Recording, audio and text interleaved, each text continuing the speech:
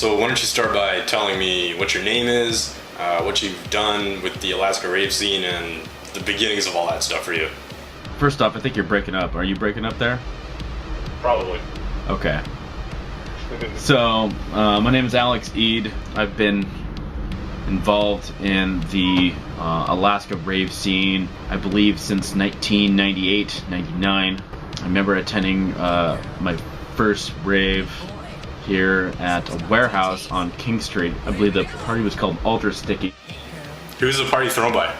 It was thrown by Iceman Productions, and they were the front runners of the local rave scene.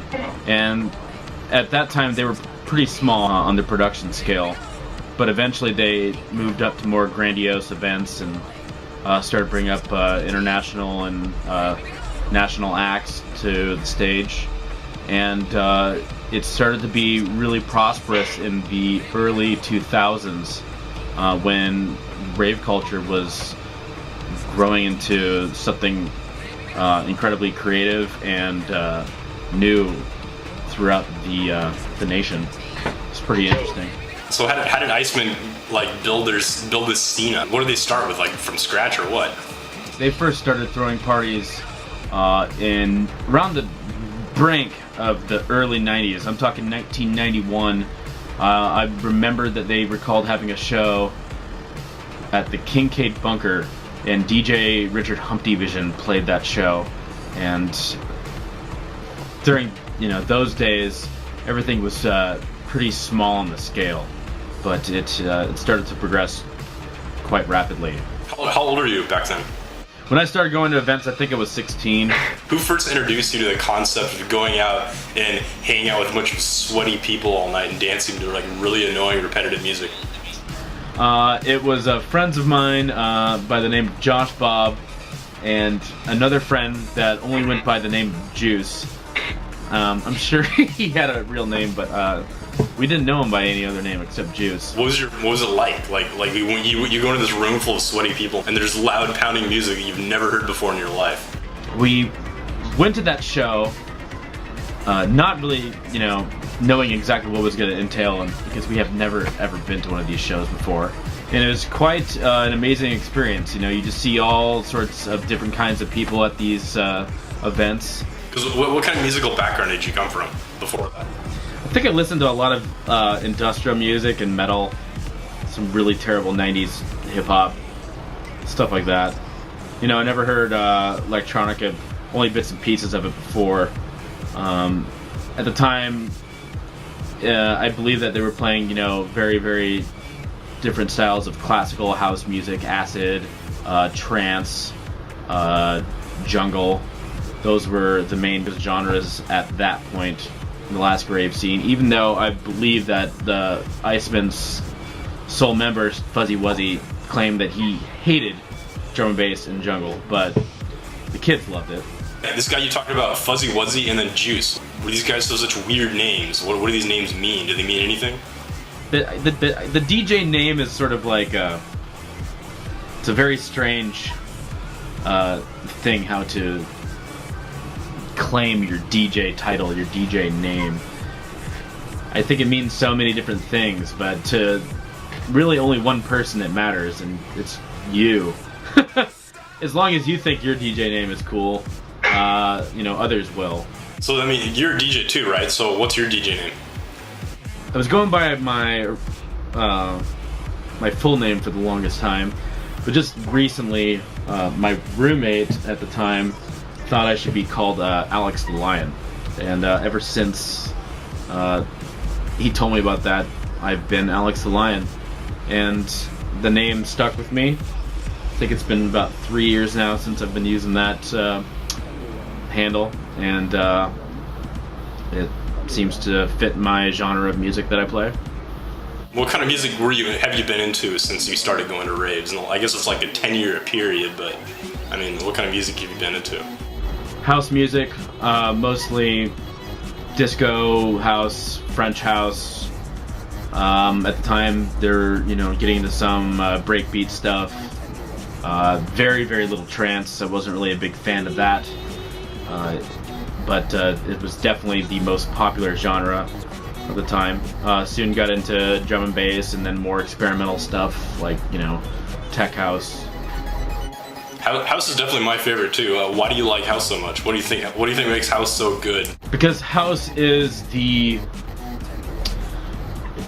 standard dance music, as opposed to, let's say, through, you know, classical or romantic period music, the waltz or the sonata is like a specific piece of music that is entitled for, you know, a composition like dance music. House music is made solely for dancing. They take a lot of different elements from disco and funk, and it is a very, very repetitive beat, but it is all based solely on hooks. So just like the music, you know, like popular music, it is based on very, very catchy rhythms, and it's meant just to make you move. What about this moving? What do people dance like? How did you dance? What do people dance like at raves to this repetitive music? I think everybody has their own style of dance. I think back then I was a horrible dancer, but you know, at that point, once you go to these events, you don't really care necessarily who is watching you. If you're feeling the music, you're gonna dance. Just, you know, as creatively as you would like to be. I mean, everybody had their own different styles of dancing. Some would definitely like to incorporate glow sticks and other strange items for, you know, twirling around and doing all sorts of interesting visual concepts with their dancing. Now that I look back at it, I can't believe we wore that stuff at all. I mean, they're usually terribly large, baggy pants. You know, either the Jinko jeans or the kickwear pants, where they're just like gigantic. You know, you can fit your entire body through one legging. It's completely absurd. Always bright colored neon of any type, and the guys and girls, they always wear those visors, you know, and just decked out in candy beads all over the place, man. Of course, kids wearing pacifiers for, you know, because of the ecstasy movement. I mean, there is ecstasy. What's ecstasy? Ecstasy, MDMA, is a methamphetamine of sorts. It is the choice of the ravers for drug use, I suppose. Yeah, it's the drug of choice for rave kids. It just, you know, you have an intense, overwhelming body high, and you feel a great deal of euphoria on this drug, and it was perfect for socializing and dancing, and it just fit so well within the rave culture, you know. And the rave promoters, you know, most of them didn't even take drugs. They did it for the music. The kids did it for the music, but they also did it for the experience. And you know, the promoters didn't see a problem with it. It wasn't hurting anybody. How connected do you think the music and the culture and the drugs are? They are supremely connected.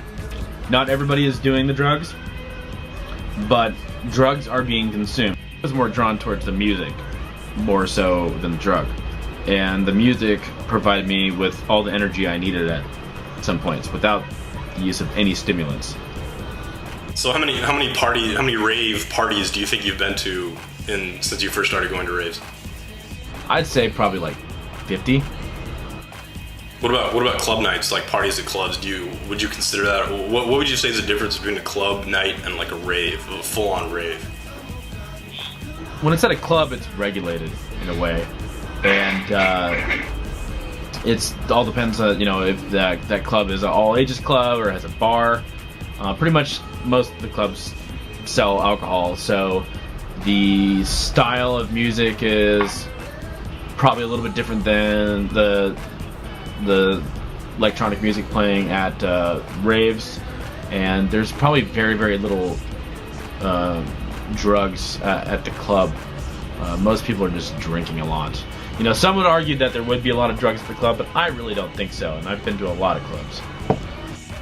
So we're gonna wrap it up now. How has being involved in the rave scene affected your life? Like how invested into it are you? In the music and the culture and all that stuff these days? Well, it is a large part of my life. I think without attending many different parties, I wouldn't be myself. You know, I wouldn't be the guy I am today. Basically, yeah. I still DJ quite a bit. I don't throw my own events anymore, but I still love the music in a way. The music has definitely changed. It had to.